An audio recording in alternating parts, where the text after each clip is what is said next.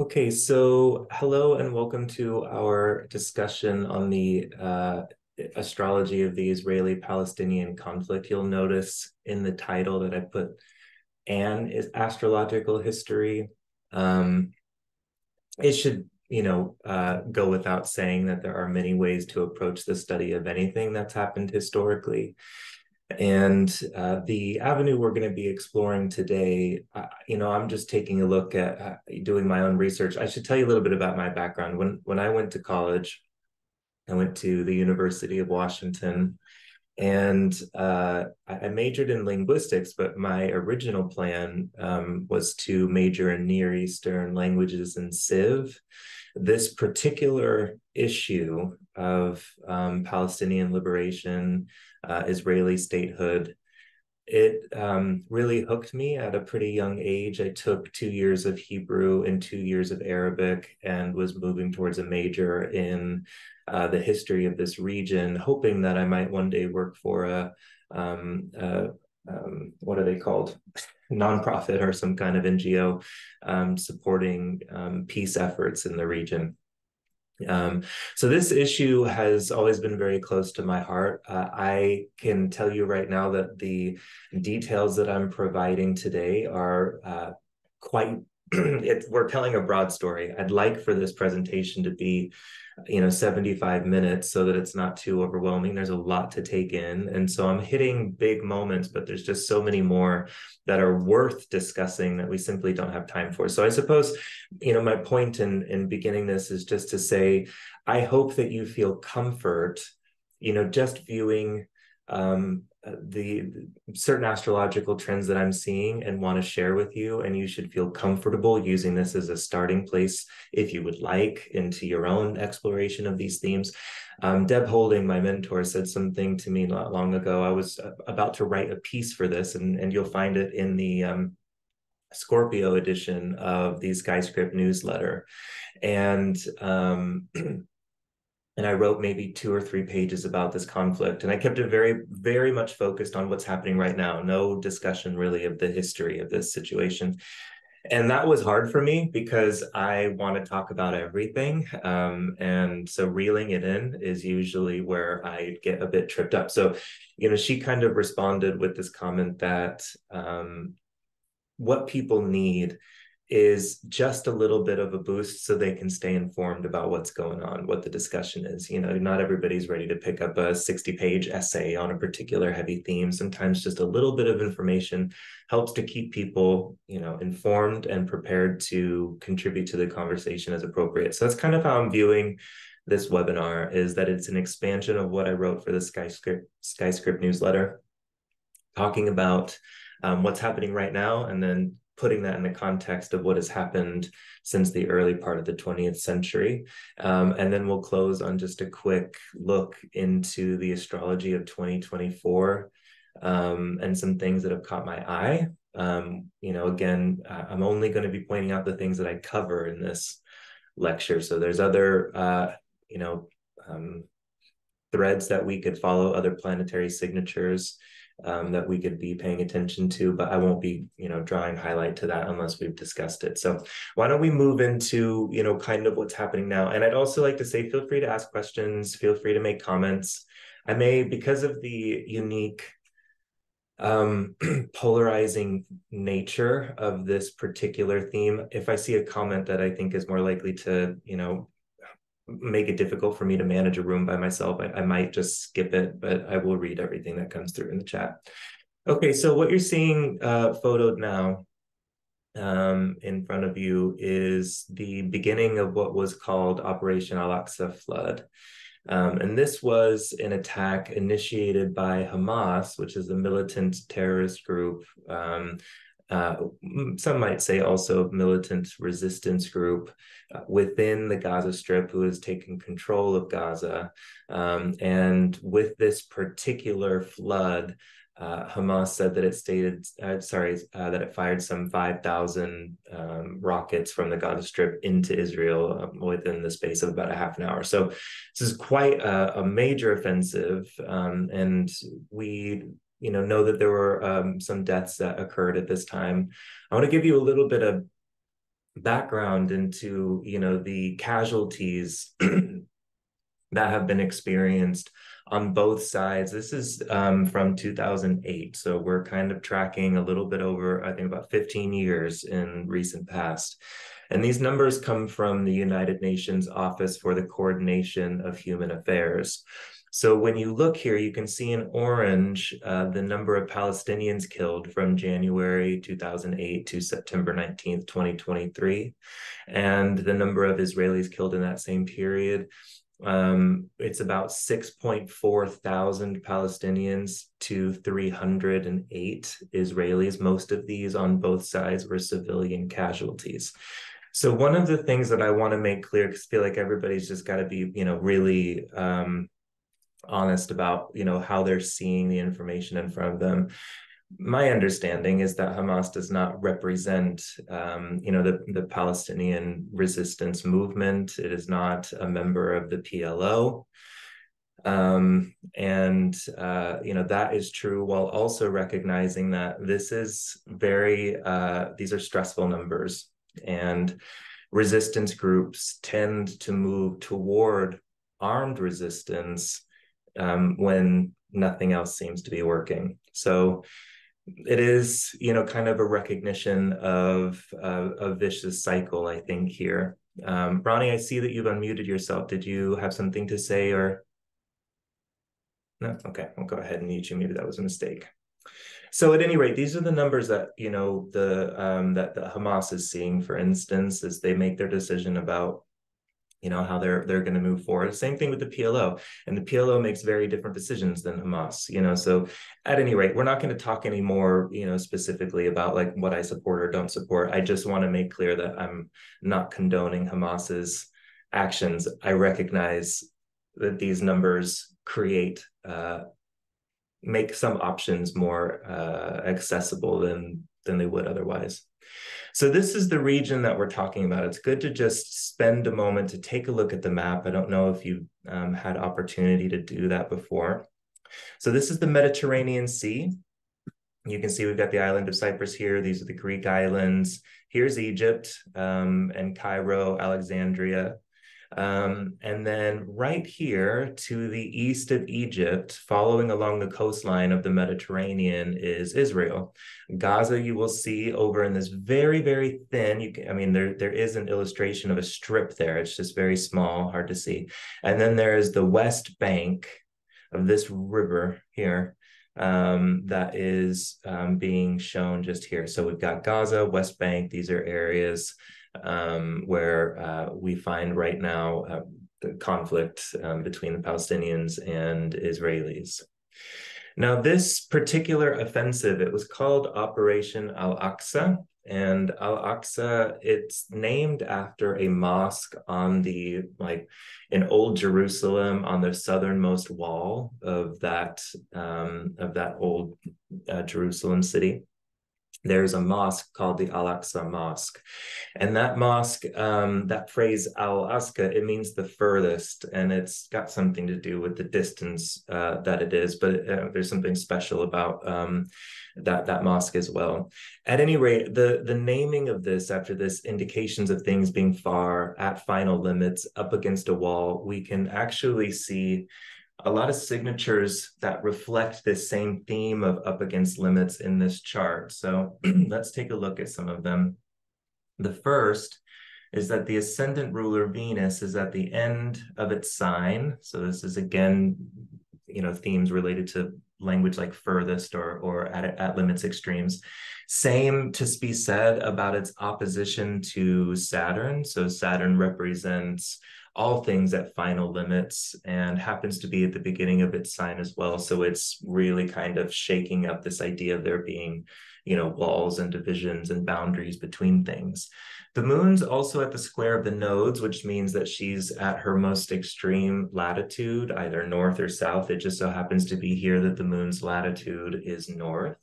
And so it's at its most extreme latitude to the north here, but it's in the southern part of the chart. So it's interesting, kind of to see on a map where this mosque is actually located. It's on the southernmost wall of an old city that doesn't quite exist in the same way as it did before. And so now the southern idea is not quite as visible as maybe other directional components. But at any rate, I just wanted to draw attention that even the name of this operation is showing up in the astrology. Now, this is, it was an offensive, Israel and Palestine have been locked in conflict for as long as Israel's statehood's been around, but even before then, as we'll see, we'll come into some discussion about that. And they've been in, I think, five or six official wars throughout this period. So, this is the last in that installment so far. And we can see, when we take a look at this chart, that we're talking about conflict over land rights and land right usage. Libra is rising. Now, I'm going to tell you to pay attention to this kind of 10 to 13 degrees of Libra and 26 degrees of Libra. They will be showing up over and over and over again in charts related to the establishment of Israel's statehood. So those degrees are irrelevant. But anyway, 10 degrees of Libra is rising, and that sign is ruled by Venus, and Saturn is exalted in that sign. And the two of them are in direct opposition with one another. So what I want to illustrate here is that we have two planets that can lay some form of claim to the sign of Libra. And interestingly,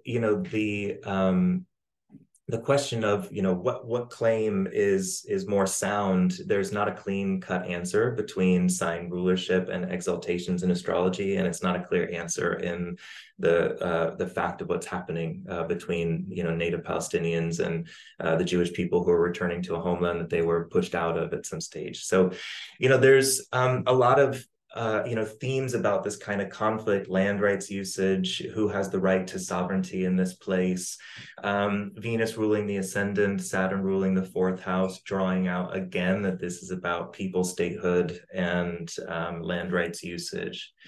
This attack came as the moon in the midheaven was in a very tight applying square to Mars. Mars is conjunct the south node. And then there's this T-square that then gets formed with Pluto. Mars and Pluto are in a very tight, mutually applying square with one another, and the moon is coming to square one and oppose the other at the same time. So these are signatures that are very heavy. I should say that, in mundane astrology, I'm forced to admit that the dignity scheme, it still operates, but it operates in a way that's not quite the same as how we see it operate in horary astrology, for instance.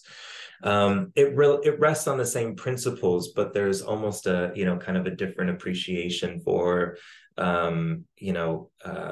how planets come to be associated with signs. Like, so in some mundane applications, that could be quite a good thing for Mars to be in Libra, where it's rare to say something like that in other branches of astrology that need Mars to be on its best behavior in a short period of time, whether that's the space of a lifetime or which I would, in the global scheme of things, is relatively short. So at any rate, there's a balancing of power that kind of happens within the planets and the signs. But even still, right, we've got a very strong and powerful moon heading towards a very sharp aspect with a dangerous planet that is conjunct the south node. And the south node, I've given a webinar on the nodes before and talked about the themes of escalation and de-escalation that comes with these 2 points.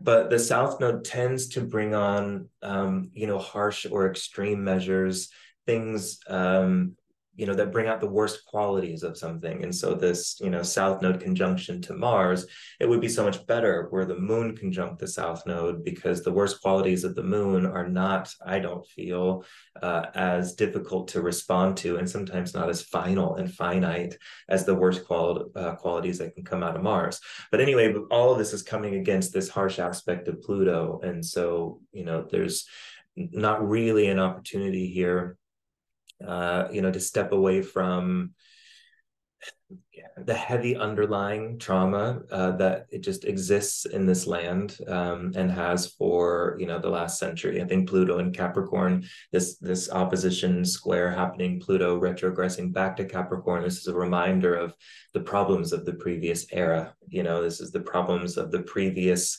Earth cycle way of thinking and way of managing statecraft. Now, Pluto's, you know, obviously not been in Capricorn for, you know, hundreds of years. It's not anything like this, but we have to remember that the Saturn-Jupiter conjunctions have moved from Earth into air. So anything happening in Earth right now has, especially an outer planet, is going to be, you know, kind of hearkening back things from that previous cycle. Okay, what else do I want to say about this particular chart before we continue to explore? See, more people are coming in now, sorry.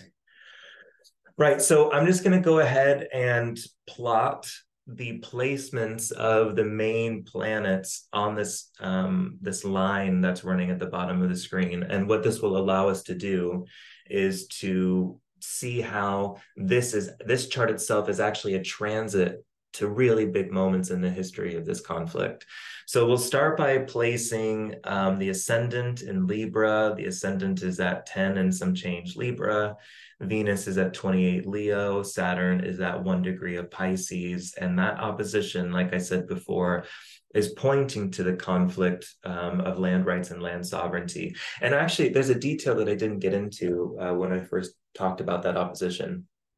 So Saturn has been historically associated with the planet, the natural significator of the Jewish people. There's a lot of reasons for this. Saturn is a planet which naturally indicates or points to those in exile, and it has been, you know, kind of a recurring theme in Jewish literary tradition, Jewish history, Jewish culture, the respect and reverence for periods of exile, and, you know, the centering of that experience in terms of how Jewish identity is formed. There's also the reverence for the Sabbath, for Saturday, okay, and that is Saturn's day, so there's reverence there. There are other, you know, kind of associations that get made. You know, some say that this is one of the oldest religious traditions in the West, if not the oldest, or stemming from the very oldest passages. It's also been used because Saturn is a malefic planet. It's very easy, you know, for somebody to come in and say unkind things about how Saturn came to be associated with the Jews. So when you read those kind of testimonies, they're making comments that, you know, Jewish people will be familiar reading, being said about them in hateful ways, you know, things related to usury and trickery and things like this. Ibn Ezra came back and according to Shlomo Sela, Ibn Ezra in the 11th century, responded to that.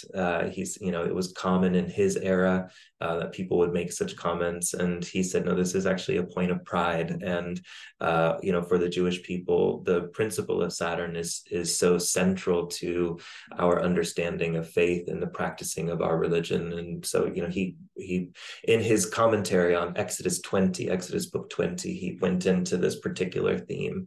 At any rate, so Saturn has historically been associated with the Jewish people, and Venus has historically been associated with Islam and Muslim peoples. And the reason for this is that when Muhammad came in, I believe it was the 7th century, and he's moving through, you know, these regions in this area here. This was a period where the Greek Empire had fallen, the Roman Empire had also fallen. And Greek knowledge, you know, there was this kind of awkward period where the Greek Empire started to fall, the Roman Empire was on the rise, and most of you know, knowledge in the West had at some stage been written in Greek, and so there were so many records of things in Greek. But as the Greek Empire fell and the Roman Empire was on the rise, studying Greek for a scholar became less trendy, less fashionable. So if you were going to study a scholarly language, you may be putting your time more into the power that is. And over time, we had fewer and fewer Greek translators of text from Greek into Latin. And, you know, after a couple of centuries of that, we start moving into a period of decline in knowledge and wisdom and application of known human knowledge. And so we enter into, the dark ages. So there's a couple hundred years of dark ages. Science was quite dismal in those periods, in 500, 600s. In comes Muhammad, and unifies the Arabian people, the different clans and groups of people that are spread across the Arabian desert, and unifies them through a message of purpose and meaning. And then eventually what happens is, there's an establishment of a caliphate, and then the creation of Baghdad, which was meant to be a center of learning. So we're starting to, this is, here in Iraq, we're bringing in, the wise, learned people from the eastern parts of our empire, and bringing them in to create this center of learning. And so there's this flourishing that happens that creates what's called the Islamic Golden Age, which is about 300 years long. And this is where we start to see, all sorts of, rededications to philosophy, to metaphysics, to music and art and culture and craft, and pasturing, and, statesmanship and statescraft. So there was just a real revival in this period. And so the, Islamic leaders, they would not have recognized, perhaps. I mean, I read somewhere, I think it was in a paper that Robert Hand had written, where he said that, people might look at Islam and think that maybe there would be a more appropriate planet for Venus than Venus. But they might be using very modern eyes when they say this. Often the suggestion is Mars, for instance, but that's a very modern, kind of take on a people. But back in this period, the Islam would have been the kind of catalyst for the return of education, knowledge, wisdom, art, culture, history, and all these things in the West. And so it was much more appropriate to be reaching for, symbols like Venus and Jupiter. So Venus ended up being the primary significator for the Muslim people. So this opposition it's working like triple duty, talking about land rights issues, talking about first and fourth house problems, both of these planets dispositing the ascendant, showing dual claims to the land, and then it's also describing, some kind of ethnic or pointing to the astrological histories of, these different ethnic groups. So so that Saturn-Venus opposition is a good one to remember. The last thing I'll say about this Saturn and its connection with the Jewish people, one point I forgot to mention, Ibn Ezra says that it was a Saturn-Jupiter conjunction in Aquarius, which preceded the Exodus from Egypt, when the Hebrews were freed from Egyptian command, and they were enslaved by the Egyptians, and this is the point where they were free, the events of the book of Exodus. And it was a Jupiter-Saturn conjunction in Aquarius, which gave Saturn that intimation that it was the guardian planet of the Jewish people, of the Hebrews. The reason for this is because Saturn is the planet of the enslaved, and Jupiter is the symbol of liberation. And so it was at that conjunction that announced the liberation of the Jewish people. So it was not so much from what Ibn Ezra is saying, is that they'd always known to look to Saturn. It was that we were freed under this signature, and we were of the description of enslaved. Jupiter came along, there was freedom. And then Aquarius then became the sign to associate. So Ibn Ezra says it's Saturn and Aquarius. These are the signs that we associate with the Jewish people. That might be relevant when we, move forward. Ibn Ezra is really, to my knowledge, the only one who makes this point, and I'm hesitant to ever take on board too much of something that we only see written one time. But anyway. Okay, so the next aspect we're going to illustrate is we'll talk about that square between the moon and Mars that happened at the time of this attack, 20 degrees Cancer, 26 degrees of Libra, that square. The moon's ruling the 10th house, placed in the 10th. Mars is in the first. So it's bringing, very strong themes of violence to the center of the stage. The sun, this happened at sunrise, so 13 degrees of Libra in the ascendant. And that will be of relevance to us later, as you'll see. Jupiter Jupiter's going to play a bit of a story here, and there's going to be some interplay, Mars and Jupiter and Mars and Saturn, and what happens when there are conjunctions to these two planets, what types of events are seen and what are experienced. So we'll just note Jupiter's position here at 13 degrees of Taurus in the 8th house. So both the ascendant and the 8th cusp are disposited by the same planet, Venus, which is conjunct Regulus. It's in the tail degrees of Leo. So those are going to be the terms of a malefic. So there's a lot of intensity that's kind of shown in that particular placement. I want to also show you the lunation prior to Hamas's offensive. So on the left-hand side is the time where the offensive actually occurred. It was at 7 October, 6:30 a.m. Now, mind you, about 20 minutes prior to this, the attack had actually already begun, but there was no notice of what was actually happening. This was at 6:30 was when Hamas came forward and announced what their intent was, what they were doing. So this is the lunation that precedes it. You can see that it is a full moon in Aries. Aries is a sign that is, each of the signs of the zodiac, they correspond to different places in the world. For a very, very long time, Palestine as a region and Judea have belonged to Aries. So Aries on the 4th house cusp, that sign in general is going to be, kicking up some dust. And that opposition is going to, there's always going to be some, at least 2 a year, lunations with either the sun or moon or both in Aries. So those time periods are more likely to call attention to what's going on with the Palestinian lands. But then Mars is conjunct the south node in the midheaven, 21 degrees of Libra, and it's the very next lunation that happens just on that degree. It was the solar eclipse at 21 degrees. Oops, sorry, I didn't mean to do that. The solar eclipse at 21 degrees of Libra. So this already, is pointing to a period of increased likelihood for violence. We're in the eclipse window now. We can see the intensity of, the dispositor of the lunation, Mars conjunct the south node in the midheaven. And it just so happened to be that this midheaven was at 13 degrees of Libra. So it would be when the sun comes to 13 Libra, that would be the time when Hamas launches the attack and then brings that to an angle. Okay, so this chart has some very compelling features connected to the actual attack chart itself. And I'd like to say that there's a good deal of connection to the natal chart of Israel. So there are 2 different charts that you can use. One of them is, a chart for a statement of independence. But this chart that I use, the one that I reference, is for the 14th of May, 1948 at 4:30 p.m. There's only 30 minutes difference between these 2 charts. And I think in the other one, 13 Libra rises. So if anything, it would just be repeating these other types of themes. But this is a different time. This is when all the signatures were put on that declaration.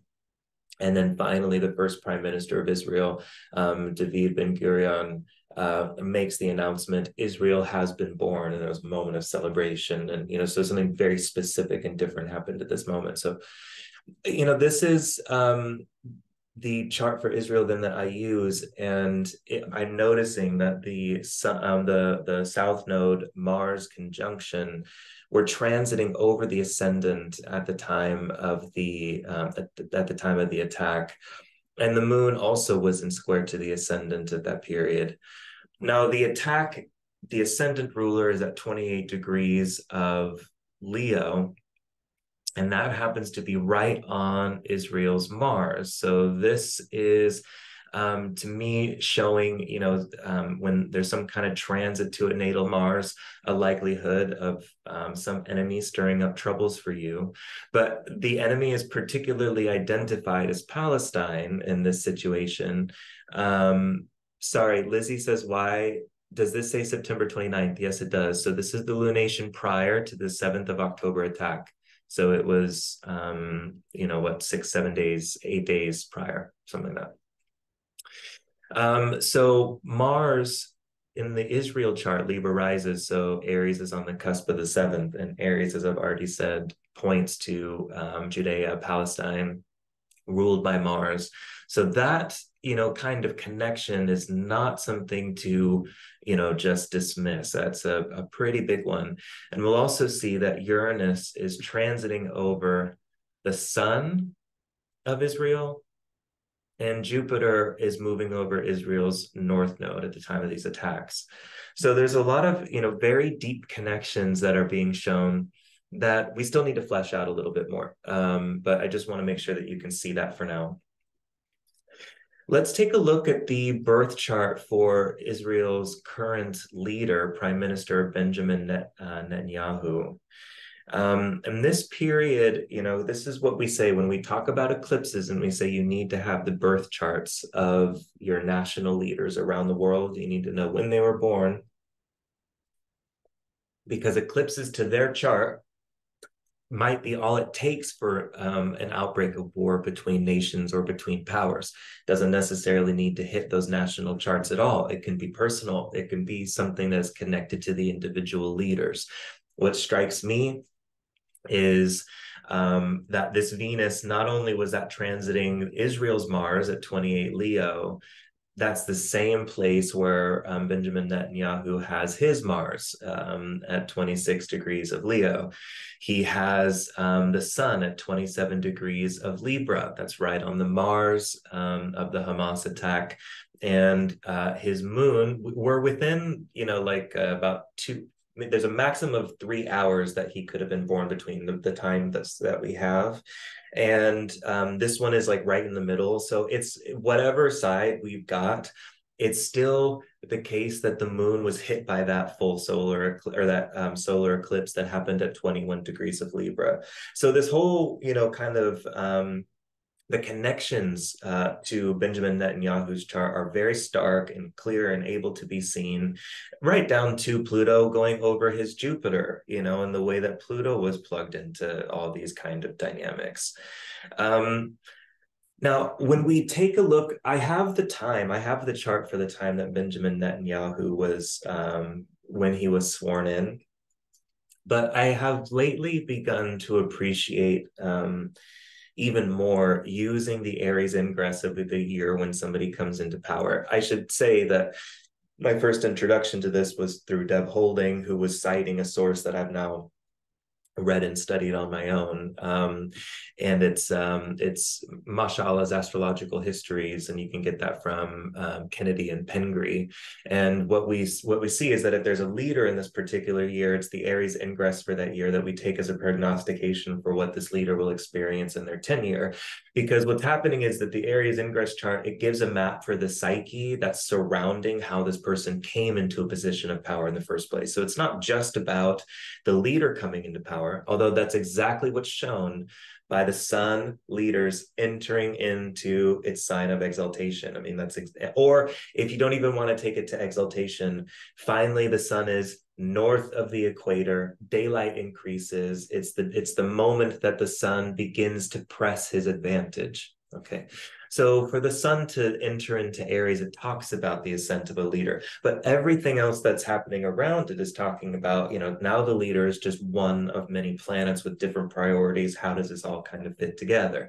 And if you take a look at the accession chart for Benjamin Netanyahu, he came into power in December 2022, and his moon for his accession chart, this is the Aries ingress of 2022, is at 29 degrees Libra. So that's going to be right on his natal sun, right on the Mars of the Al-Aqsa flood. For the Hamas attack. And then it's also going to be picking up, the Israeli national ascendant, although, in a context like this, it's a little trickier to know what to, do with that information. The moon itself is disposited by Venus. The second ruler is disposited by Venus. And when I look at this, you need to remember what the second house signifies in astrology. It signifies assets and resources to you. So if you're a nation, the second house is going to show your allies and those who are on your side, those who work with you. Quite interestingly, I think this chart indicates that the administration that was going to come into power in this year was going to put Israel's allies in a very awkward position. I say that because the second cusp is disposited by Venus, and you can see that Venus is caught between the conjunctions of Mars and Saturn. So Mars rules the 8th house, and Saturn's dispositor. So all of this kind of showed, I mean, literally, it looks to me like describing somebody as being between a rock and a hard place. And that this is, you know, a very difficult and tumultuous situation to navigate. The moon is in the second house and just about to enter into its sign of fall, which suggests a lowering of status, you know, or a lowering in some way, that there would be shame brought onto this administration at some stage. Okay. And I'm also noticing that the second cusp would have been sensitive to the eclipse at 21 Libra. So that is all, you know, kind of folding in together here. Okay. Now, what's next? I mean, you know, if we take a look at the attack of the Aries ingress from 2024. So this is coming up ahead in Tel Aviv. There are some signatures here that look tense and difficult. We can see that Saturn is right on the ascendant at 12 degrees of Virgo. Now, Pisces. You may not remember, but Benjamin Netanyahu has his Venus at 15 degrees of Virgo. His Saturn, and his Venus at 12 Sagittarius. And so he's got a square between these planets.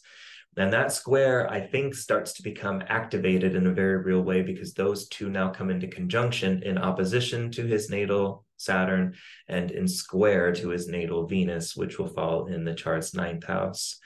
But what really strikes me, I mean, this is what really strikes me, is that this chart has a Moon-Pluto opposition at 1 degree of Aquarius, 3 degrees of Leo. Now that, Mars is at 27 degrees of Aquarius. Now those two signatures to me suggest that it's unlikely that Israel's got a peaceful year ahead. The reason about this Mars situation is Mars at 27 degrees of Aquarius, that's in opposition, you know, that's hitting, it's showing that this has not wrapped itself. We haven't moved on from this. It's still very much in the present, in the air, which shouldn't be surprising. I mean, it's only, it would only be a few months on from the attack itself. But that Mars, it stirs things up. But also when we take a look at Israel's chart, that Mars is in opposition to its natal Mars at 28 Leo. And then that Moon Pluto opposition at 3 Leo, 1 Aquarius, you know, that hits right on the MC-IC axis and the moon for Israel. So that hit, I mean, you know, that's a very, very strong connection that I think would be related to issues between those in power and those who resist. Okay. And I'm noting, you know, the role that Aquarius plays in this, because remember, Ibn Ezra said that Aquarius is the sign of the Jewish people. And so, you know, this Pluto coming into Aquarius, you know, this is very likely to change, you know, certain things about how that territory and statehood are managed. Okay. But it's not just Israel that gets hit with this. I mean, that same Moon-Pluto opposition is hitting China's national chart. It hits Ukraine's national chart. I'm particularly interested in what's going on with this China chart, because they have moons in opposition with each other. Now, you should know that China has always been a friend of Israel's, but they recognized Palestinian statehood in 1988, I think it was. So in the 80s, they recognized Palestinian statehood. So they're not like neutral on this. They are just trying to be friends to both sides. And, you know, it's a bit of a precarious situation here. I also noticed that we're building up right now to a Sun-Mars conjunction that's going to happen right around 27, 28 degrees of Scorpio.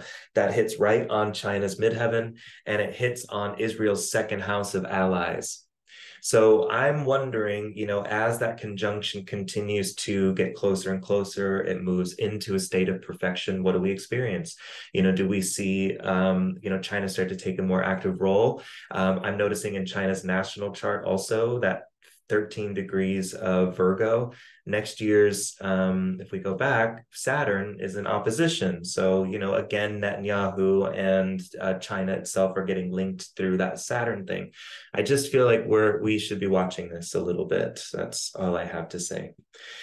Now, this is just an exploration of the themes that have been happening around us right now. Now is the time where we're going to start to put a pause here and say, okay, so what happened here? And, where are we at in the negotiations between these two powers? Where is the world falling? What can we see if we wind the clock back? Let's start by taking a look at a map of Palestine. Now, this is a map from 1911, and this was a time when Palestine was not a distinct nation state. So when people tell you like Palestine wasn't even a country, it's like, okay, it wasn't, but that's because it was like a region within the Ottoman Empire, and it was never given the opportunity to become a state, as you'll see as we kind of move through. So this area that was known as Palestine was actually a conglomeration of a number of different areas. You can see Samaria here. You can see Galilee, Upper and Lower Galilee being shown here, Phoenicia, Judea. So frequently when you go into the historical texts and you're reading, when you're going into the historical text and having a read about the different areas of the world and what signs of the zodiac they're associated to, Aries and Judea are frequently mentioned. And when you read Judea, you should more or less read Palestine because this is the same region, it's the same area. Maybe this isn't Judea anymore when you pull north, but even still these areas are listed under Aries, so it's just this kind of region. Okay, so this was originally under Ottoman control, and the Ottomans had a fair deal of tolerance for religious differences. So this wasn't really a time where we would expect Christian persecution or Jewish persecution within the Ottoman Empire. Obviously, any empire is always going to prefer those of its own faith. But it was a hallmark of the Ottoman Empire that it had some religious tolerance. But this was, around the time of the end of the Ottoman Empire and the dissolution of that empire. So I think it was officially dissolved in, 1920. So a few years before that, we have what's called the Balfour Declaration, and it's a statement that was contained in a letter that was written in November of 1917. This date is incorrect. It shouldn't say 30th of October. I don't believe. I think it should say the 2nd of November. So my apologies for that. So this was a letter that was written from the British Foreign Secretary, whose name was Arthur Balfour, and he wrote it to Lord Rothschild, and Lord Rothschild was a leader of the British Jewish community. And the purpose of this letter was to communicate a message to the Zionist Federation of Great Britain and Ireland.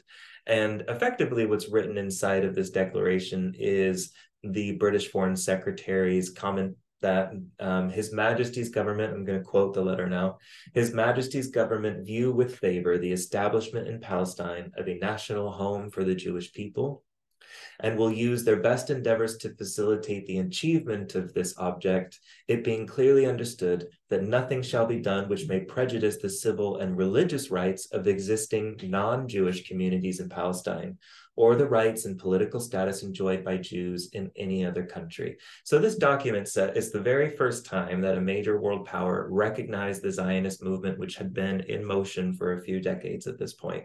I've skipped over that because to tell that story, there's, I think, an even more interesting one that happens before, and at some point you just have to draw a line. So we're kind of coming into the story where the Zionist movement already existed. It was met with some resistance within the Jewish community. There were concerns that if we do this, then other countries may decide to just say, all right, fine, our Jewish population is not here anymore. You have your own home, so they can push you out and push you into a new state of exile. So there were concerns about that. This letter was very clearly saying, yes, we would like to help facilitate the reestablishment of a Jewish home in the Palestinian region as a homeland for the Jewish people, provided it doesn't infringe on the civil and religious liberties of the people who are currently there, and two, that no country can make any kind of law that requires, this kind of migration.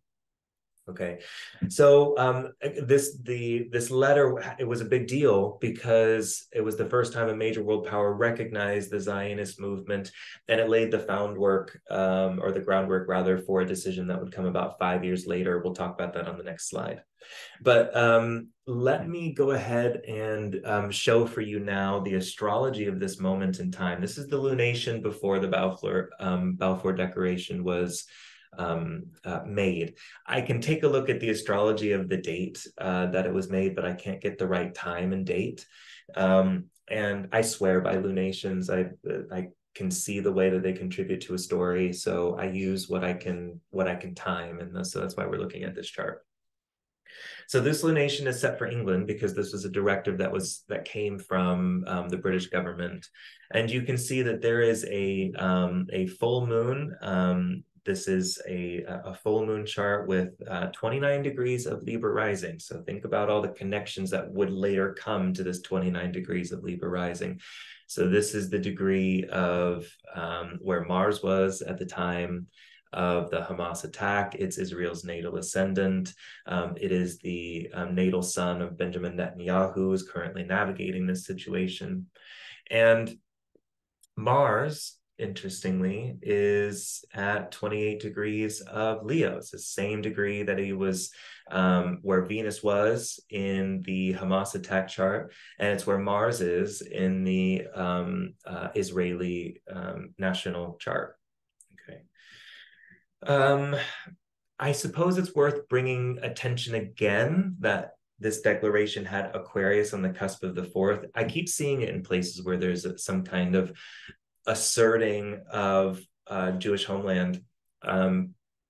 Aquarius ends up on the fourth house cusp, or a planet in Aquarius is in the fourth house. So maybe it's like at the tail end of Capricorn, but then all of Aquarius is down there and a planet's in there that's relevant in some way to the story. So I say this just to say, I had never heard before Ibn Ezra said it, that Aquarius was a sign related to the Jews, and it was connected to this idea of Exodus. And so I'm noting that I'm finding it interesting showing up in these kind of moments, the way that it has been.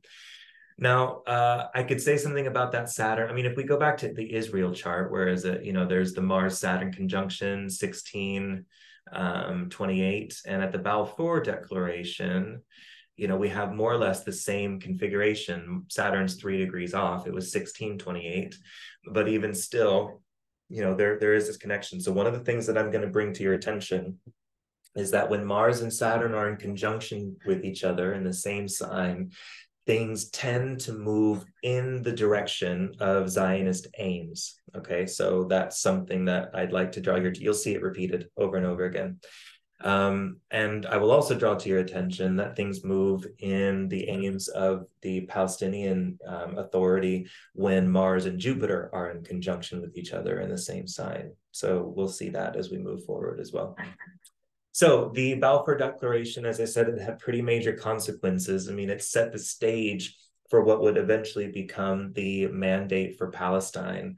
And the Mandate for Palestine, it was a legal commission for the administration of this whole territory. So the British government had made, an assertion that it was the Palestinian region that ought to become the homeland for the Jews. In 1920, you can see that this is the original territory. This was, by French mandate, this was the border of Syria. By British mandate, this was the border of Iraq. And you can see that these borders are more or less maintained at this time. You can see that these have not really changed.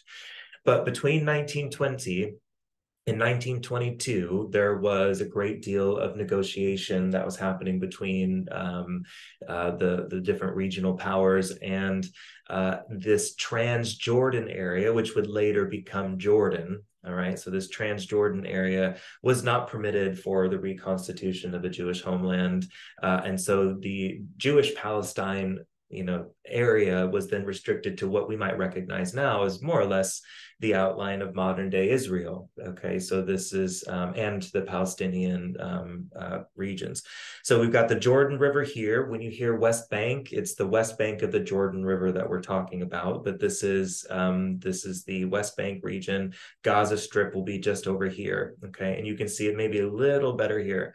All of this is the West Bank region, and then you've got this little strip here, that's the Gaza Strip. The rest we might call Israel, and here today we would call this area Jordan. Now this was the mandate for Palestine. Like I said, it was meant to provide direction for how this land should be governed and managed. The mandate for Palestine, it had provisions for creating a Jewish agency to advise and cooperate with British forces in the region. And we're talking about themes related to economics, social issues, anything that really came down to setting up this area for Jewish immigration. So it facilitated immigration into the region and land purchase and settlement, and all these different components of what were previously just been a Zionist movement and was now becoming a Zionist reality. But this period, this happened in 1923 when this went into effect. So you'll see that in 1920, there was an original plan, and then a plan updated into 1922. There were different agreements that were signed. And the mandate, the official mandate that was then put into effect, it happened on the 29th of September, 1923. So we're now looking at the lunation preceding the time when that went live. We can see here, that 23 degrees of Libra, it's that same region where the eclipse has been hit. Saturn was here at this time. This is, I believe, a chart that is still extremely active and has quite a lot of motion and lots to say. But I'm just not going to speak much more about this particular chart today. I just wanted to draw your attention to, again, we've got Saturn in an air sign on the 4th house cusp, okay? And this whole principle of immigration, for instance, to allow those to migrate down into the Palestinian region, into a new Jewish Palestine. Aquarius falls on the 7th cusp of what we would say might be a destination in terms of a relocation. So remember that this 12 degrees, that brings the Saturn in Israel's chart that will happen later. And it also brings the Saturn from the Balfour Declaration onto the ascendant. So we're continuing to work through these Saturnian themes, more or less. Okay, now this mandate went into effect on the 29th of September, but it was not peaceful. There were guerrilla warfare tactics that were adopted by the Palestinians who occupied that land. Then there would be, at the same time, there would be responses or new unprovoked aggression that would be seen coming from the settling communities, the communities who are effectively colonizing. I mean, this is the deal. It's hard to talk about this sometimes in the frame of colonization because we're talking also about the theme of return. So it's not, I have to say colonization with an asterisk to say that it's not as simple as talking about, for instance, when white Europeans colonized the Americas. It's not quite the same. So there were, many years of 2 decades of nothing but, bloodshed and difficulty. And eventually the decision was made. The British government announced that it wanted to terminate the mandate. It was getting too difficult to enforce, and the mandate officially ended on the 15th of May. But the day before was the time when Israel came forward and declared its own statehood and its independence, and that was on the 14th of May, 1948. And this would then, begin the Nakba, that period of really intense, bloody outcomes for the Palestinian people, being forcibly removed through, measures of ethnic cleansing, pushing them out in those regions. So let's take a look at the astrology of Israel's birth chart, and we'll take a look at the year in which the creation of Israel came forward. what's interesting to me is that in the year that Israel created, if we center it on Tel Aviv, we could have centered it on Jerusalem. It would have had the same, or Gaza, it doesn't matter. They would have been a degree or two of difference on the ascendant and midheaven. But this ascendant of 14 degrees of Libra, it's the same ascendant of the Hamas attack. Okay, that was at, I think, 11 degrees of Libra. The sun was at 13 Libra. And remember the preceding lunation before this recent Hamas attack that started the current war that we're experiencing. That had 13 Libra up on the midheaven. So this degree is, continually showing its relevance to this particular region and area. Venus here is in the 8th house, 14 degrees of Taurus. And that's actually right where we have Jupiter now. So Jupiter is currently at 14 degrees of Taurus retrograde. And that was squaring all of the, Saturn and Mars, particularly in the Aries ingress the year that Israel came into creation, because Mars was closer, but certainly squaring the Saturn of Israel's own, natal chart and Israel's Pluto. In this, year of the creation of Israel, the moon's at 28 degrees of Cancer. And so, Mars at 26 degrees of Libra would be in square at the time of the attack. The moon would have been going over the midheaven of the year of Israel's creation. So this is why I say, I recognize, I do recognize that, the chart for Israel's founding is going to be giving us really good information about, what's gone into what is a current reality of this nation. But the Aries ingress of the year of its new leader, David Ben-Gurion, it gives us also a sense of what's going on in the world around that allows this particular, this particular path to come forward. And this is a very difficult chart. You can see this is, there's a lot of hard words, a hard-won symbolism being shown here. We've got Mars, Saturn, Pluto conjunction, all retrograde. The moon is at the tail end of its own sign. And thankfully, we could say maybe it's applying to a trine with the sun. That might be a one helpful indicator. But the benefics are poorly placed. Venus is in the 8th, Jupiter's in the 3rd in opposition to Uranus. So this was never going to be, a year in which a place is peaceably created.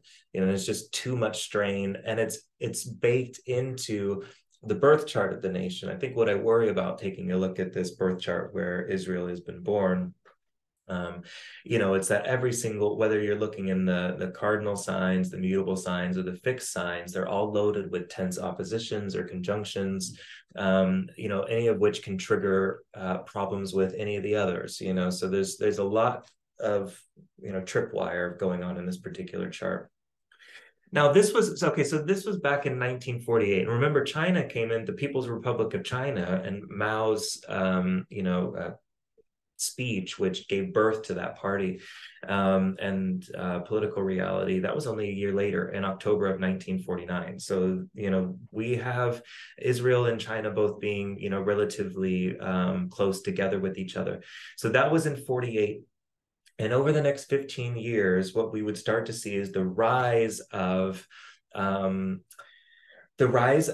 factions of, in the Palestinian population seeking to resist what they experienced in the years following Israel's creation. So it was probably about 15 years before these different factions found a way to start to come together at one of the meetings of the Palestinian National Congress. And this was a people's parliament for those in exile, and it was held in Jerusalem.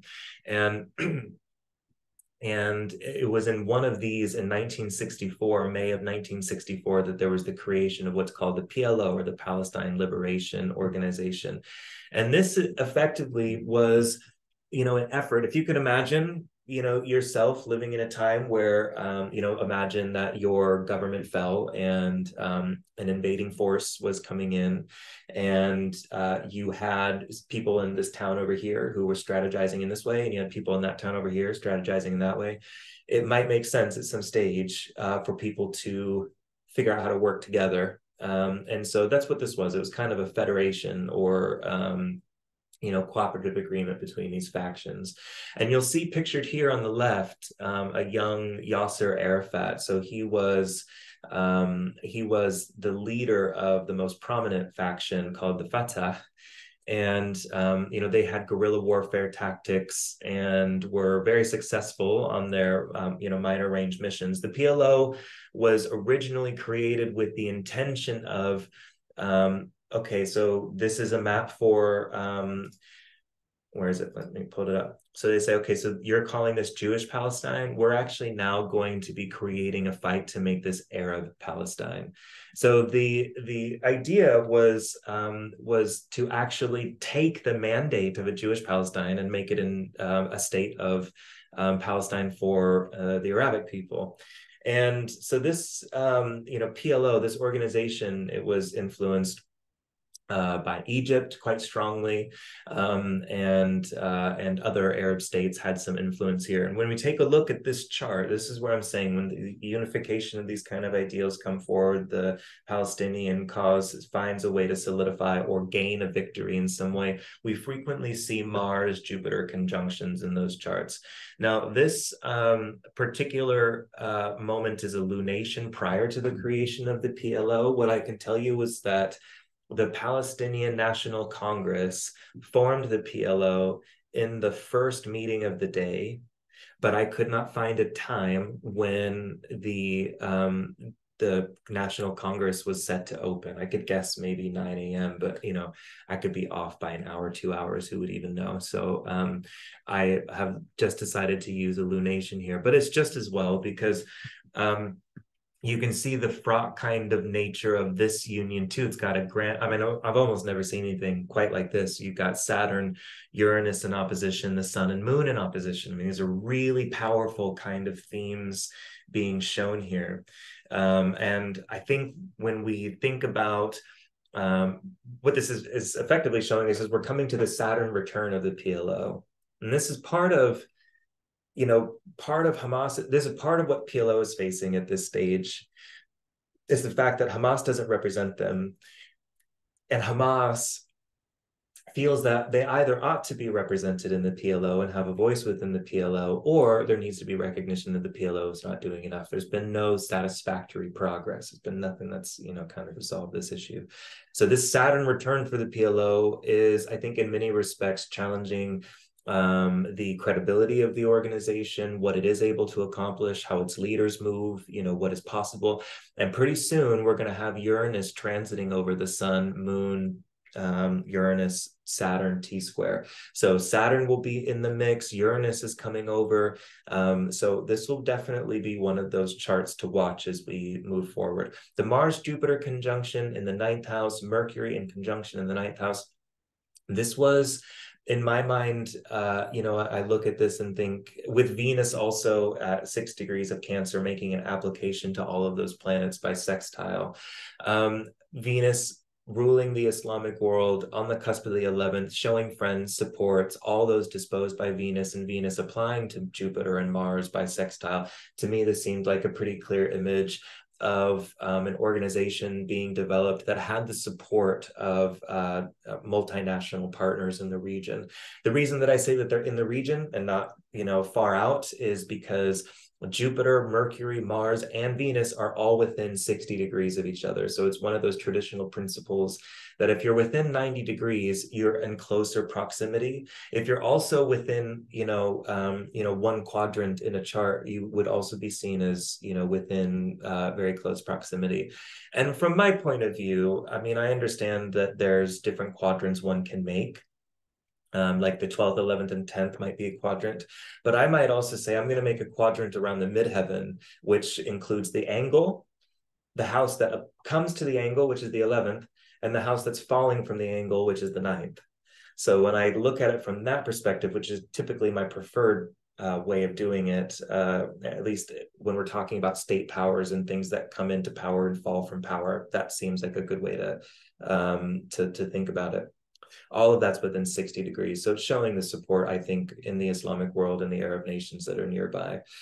So at any rate, Yasser Arafat would go on to, take control And as he and his faction within the PLO continued to increase in influence, what we notice is he is able to get observer status for the Palestinians inside the United Nations. You know, there's not that was in 1974, and then Arafat was able to address the UN General Assembly later that year, which signaled, you know, some international acknowledgement of what was going on in Palestine. So this is a for the Palestinian world, Yasser Arafat was, you know, he was a huge name and had such massive impact. I don't know if there's anything else I need to point out about this particular chart, so I'll go ahead and let us pull off it.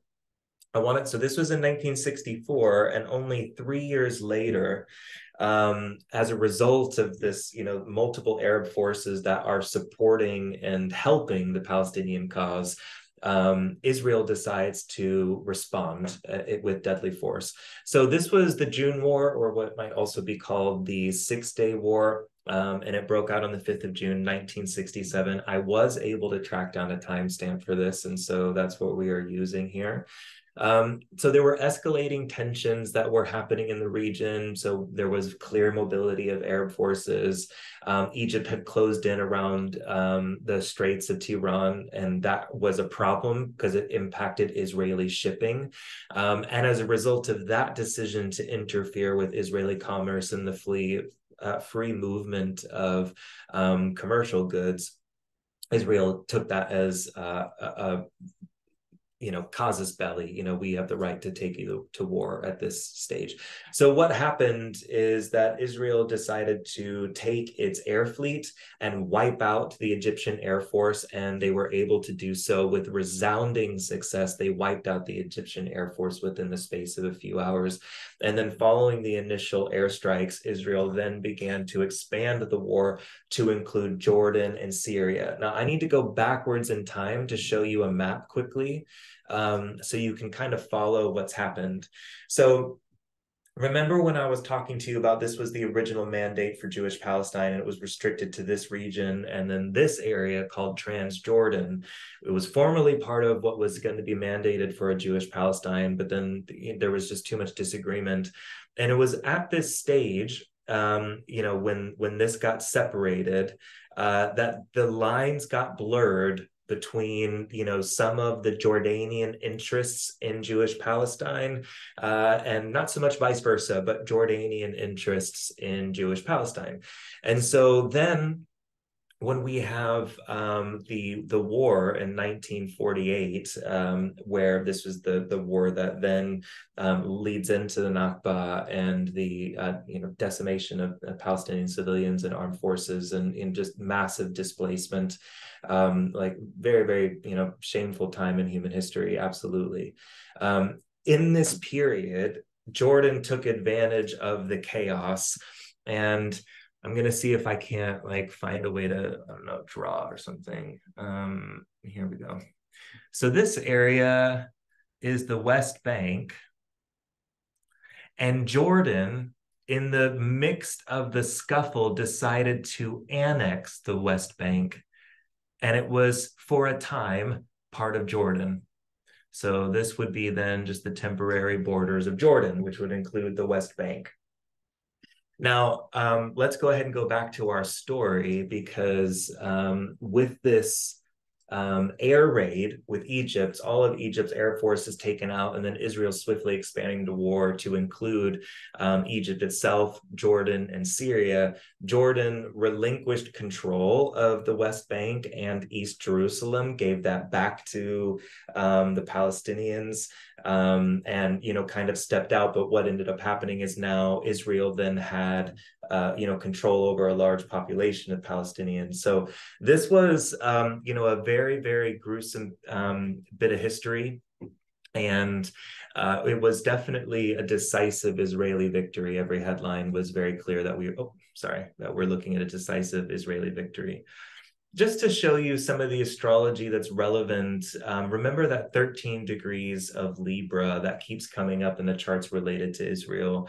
I would want to make a point about Mars being down here in the fourth house cusp there, and also in opposition to Saturn. You know, this is the resounding defeat that Israel experienced at this time, I think, can be shown by the fact that both benefics are in the ascendant, and Israel is the one that initiated. Okay, so Israel is the initiator in this. They're the ones who started this, and so they get the ascendant. They're shown by the moon conjunct the north node, angular in Taurus, with both benefics in the ascendant. The enemy is shown by Saturn in its sign of fall, cadent, in opposition with Mars. There's not really any contest here. This is a very clear victory pointing in the side of Israel. And if you go back in our presentation, you will remember that there are some important things that are occupying the middle degrees of Cancer. So remember the midheaven, for instance, in one of our charts. We've also taken a look at the moon being there. So this degree, it has some relevance, but I think really it's the Libran element that's kind of jumping out. And the fact that Jupiter was transiting over Israel's natal moon at 4 degrees of Leo. Okay, 4 degrees of Leo.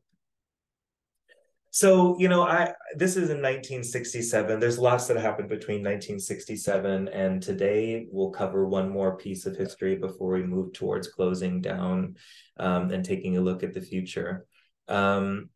There was, like I said, in 1974, Yasser Arafat's address to the UN General Assembly and his ability to, a Palestinian right to observe in UN proceedings, which started in that date. The biggest sign of things moving forward were that they came forward in the Clinton presidency. So these were what were called the Oslo Accords. They were called the Oslo Accords because they were the result of secret back channel negotiations that were happening in Norway, in Oslo. And it culminated in this public handshake that you can see on the White House lawn. Now, I need to tell you, I'm not 100% sure about the time that I'm showing you. This is the White House lawn, which faces the south. All I could find was this photo and 80 versions of it. And I know that this is the front of the White House. I did my little work last night that this is the front of the White House. And there are these sconces, lighting fixtures that are placed on the southern exterior in a few places. And so I'm able, using the angle of the shadows that are presented, knowing that this image is facing toward the south, come to an approximation that this handshake happened at around 11 a.m. I'm very aware of how shaky that reasoning is, but I just wanted to say I'm pretty sure that we're looking at somewhere between 10:45 to 11:15, something like that. So that's the chart that we're looking at now, and you can see this very bright smile on Yasser Arafat's face. This was a huge deal because what happened in this meeting, Israel had never recognized the Palestine Liberation Organization as a body which could represent represent the interests of the Palestinian people. Israel had recognized no such authoritative body within Palestinian territory.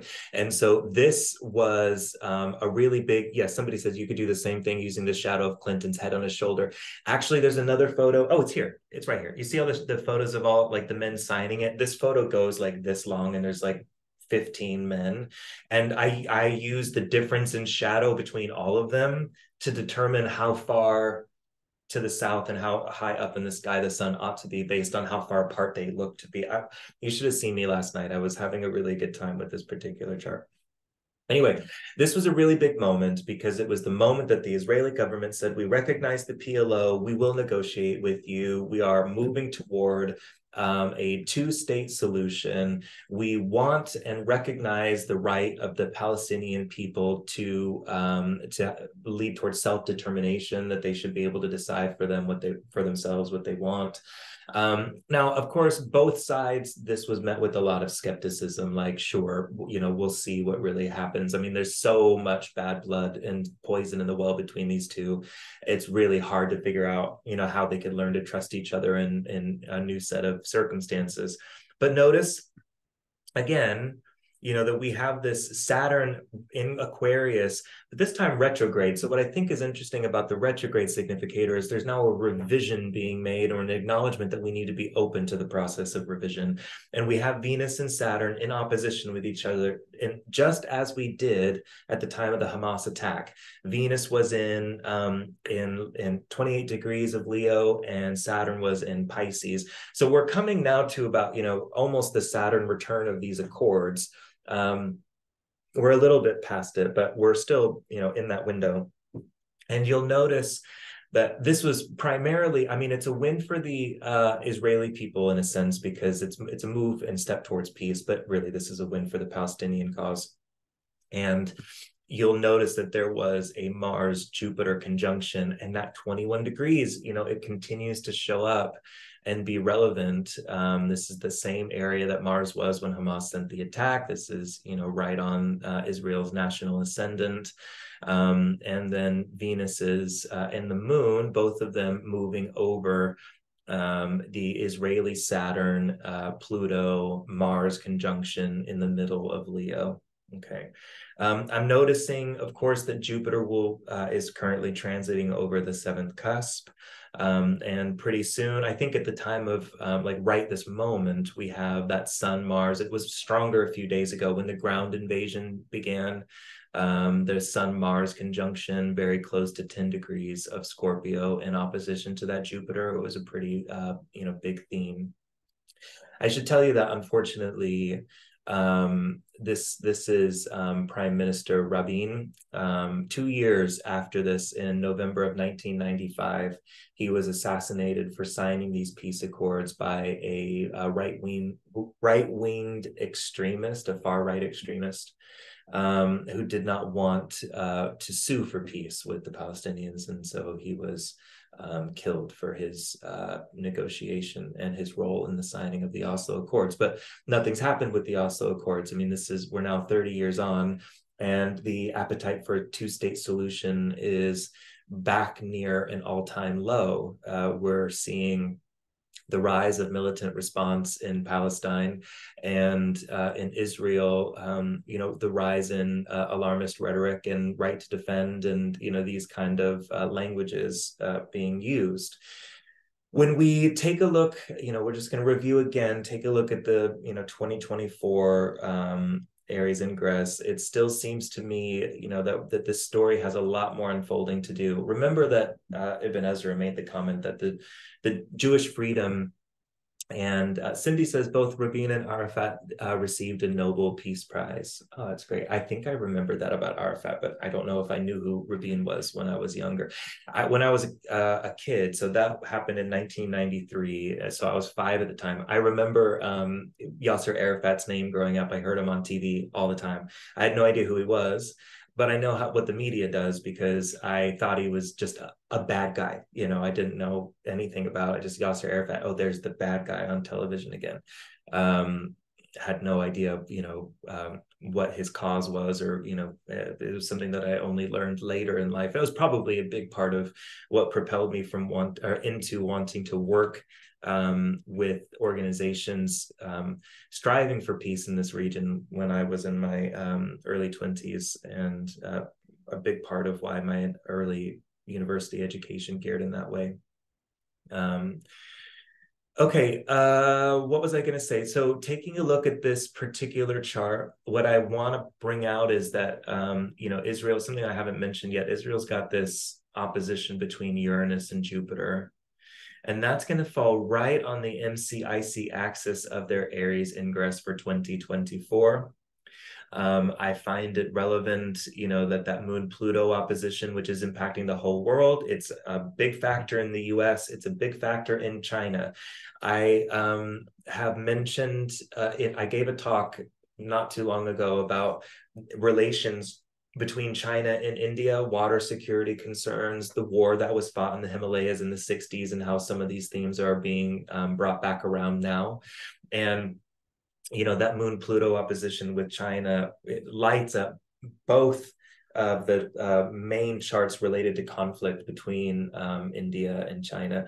But then interestingly, it also connects China to this situation here, much further west and further from home. So when we look at China's national chart, it's got the moon at 3 degrees Aquarius, 4 degrees of Aquarius. So that moon Pluto opposition is coming right down on the Israeli moon and Chinese moon. But it's also hitting the MCIC axis of Israel. Okay. Mars is in opposition to its radical place. To me, that seems a bit of a challenging configuration. We have, I don't think there's anything. Oh, and then of course, Saturn on the ascendant. Now, this is big because, Saturn in Netanyahu's administration chart, sorry, in his birth chart, it's at the middle degrees of Pisces, I think, or sorry, Virgo. I think it's at 15 degrees of Virgo. And if we go back, this might be a mistake trying to find it. It's all right, but I do want to find it. There it is. In this mandate for Palestine, which really is, kind of what set up the immigration, Jewish settlements, and really launched the period into, never-ending strain, which caused the British to let go of the situation and say, okay, you guys figure it out for yourselves. And then Israel claims independence, and Palestine's left scrambling and responding to what Israel meant with that declaration. It's just, this moment's massive. And there was a Mars-Uranus opposition that happened between 15 Virgo and 14 Pisces. So it seems to me, taking a look at the astrology of this particular year, bringing back the Mars-Uranus opposition for the mandate of Palestine. And if we take a look again at Benjamin Netanyahu's birth chart, that also plugs into a T-square, with his natal Saturn, natal Venus square. And then, of course, he has the same Mars as Israel. So this Mars is also going to be in opposition to his own Mars. So this, to me, it doesn't put me at ease. I feel like we've got a lot of very tumultuous astrology to navigate in this period. It is my hope that Venus and Saturn coming into conjunction, with Venus being the primary dispositor of Pisces and Saturn having no real dominion there, it is my hope that this opens up improved negotiations for peaceable solutions in the region. That said, in my experience, when Venus makes an application to Saturn, and Saturn is angular in this way, it does feel like Saturn tends to get more of the upper hand. And so the flavor still feels austere, it feels harsh, it feels intense, it feels isolating. And so maybe this is a kind of a movement into a cool agreement, and something that is still not very stable. Pisces is not known for the creation of things that last. Venus and Saturn coming into conjunction, even if this does move into positive developments related to land rights, it's going to need revision. This isn't the signature that suggests it will last indefinitely. But I am, I take some hope from Jupiter being in sextile to both of these planets and being in an exact sextile with the ascendant. I think it's possible, looking at this, that we're dealing with, influences from outside, that can actually help facilitate some peaceable amendment. Now, some aspects, these are the transits for next year. And so there are some that I want to draw attention to. I think it will be important to watch what happens when Mars goes into Aquarius in February. And there is a Mars-Jupiter square in that time. And those will be in the early degrees. Kepler Classroom 4 says, are these Regiomontanus houses? Yes, they are. All of my work I do in the same house system, because if I look at a chart here or here or here, I want to make sure I'm using the same math. So like if a birth chart has something on the second cusp, and then I want to be able to see the same math show if that degree is relevant in a mundane chart, for instance. So if I use the same math across both, I tend to have better results. Right, Aquarius, I'm just following Ibn Ezra's suggestion here that this sign has special association with Jewish people, and so Mars moving through that sign, that's going to be something that I'm watching, particularly the square with Jupiter. The right here we've got a lunar eclipse in Libra, so this is 5 degrees. It's not. This is the same degree that the lunation was in, 6 degrees of Libra Aries. That's the lunation, the full moon that happened, which started the Hamas offensive. So if we go take a look at that chart, or the lunation before it, sorry, right. It was 6 degrees of Libra, 6 degrees of Aries. So I think that it's possible that this needs to be watched, but definitely the solar eclipse on the 19th degree of Aries, which is in opposition to that major point related to Israel. So like 2021, for instance, anywhere between that 13 to 22 degrees of Libra seems to get highly activated. I have seen an inordinate amount, enough for me to say it out loud, that when Mars and Saturn come into conjunction in the same time, in the same sign, that Zionist aims are furthered. So what's interesting in this year is that we have a Mars-Saturn conjunction in April, right after this, eclipse that happens in Aries, which signifies Palestine. So this could be, a time where Palestinian interests really take a beating, and pushed in a difficult direction. But then we come into August and we see that Mars and Jupiter enter into conjunction. And I have seen with enough consistency that when Mars and Jupiter are in conjunction and remain in the same sign, that this, I don't normally clarify like whether there's sign boundary issues or not, like a conjunction's a conjunction. I'm just saying everyone that I've seen, they have also only been in the same sign. So I don't know. It's, just throwing that out there. But Mars and Jupiter, when they're in conjunction, the Palestinian cause is furthered and their interests are progressed. But what's interesting that happens around this time is that as that conjunction perfects, then we see both of those planets independently form squares with Saturn. So this period also doesn't feel like it's free from its own strain that it could introduce, and the own challenges and difficulties. We have another solar eclipse at 10 degrees of Libra. This one will definitely be capturing my interest because there were so many times where 13 degrees of Libra was relevant, just like it was the case that around 21 degree Libra was relevant. So these two solar eclipses that are happening in Libra and Aries in April and October are getting the bulk of my attention as far as the lunations are concerned throughout the course of the year. Okay, so there's a lot to continue to study. I didn't necessarily intend to cover every single corner of this story that we can. I wanted to give something back to the community, share a bit of my research, what I'm finding and what I can report out on, hopefully as a springboard for those who want to do their own research, but it will also be the groundwork for further work that I do. Like I just worked on China and India, for instance, which actually was very helpful in informing me about where China's interests may lie here. And there will probably be a time where we'd have to, revisit all of those topics and under a third heading, at some stage in the future. So even, having small explorations, maybe this didn't feel small to you. I feel like I could have gone on for another 2 hours with things I skipped like the 70s and 80s and 90s, basically. So there's just so much history. But I wanted to also, I had 4 people email, how long is this webinar going to be? And I thought, oh my gosh, everyone's worried it's going to be 4 hours long. So let me just try to keep it to 90 minutes or less.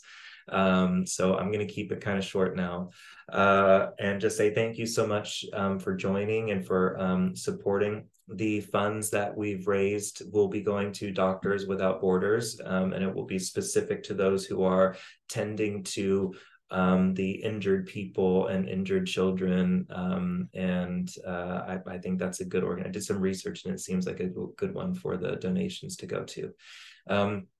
So thank you so much. I appreciate you joining me here today, and feel free to email me if there's anything that you're sitting with.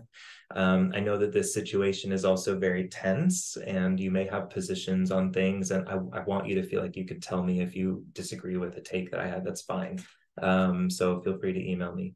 But otherwise, thank you all so much for your time. And so I thank you also for the lovely comments in the chat. And I'll go ahead and close this down now and send the recording out later this afternoon. Thank you.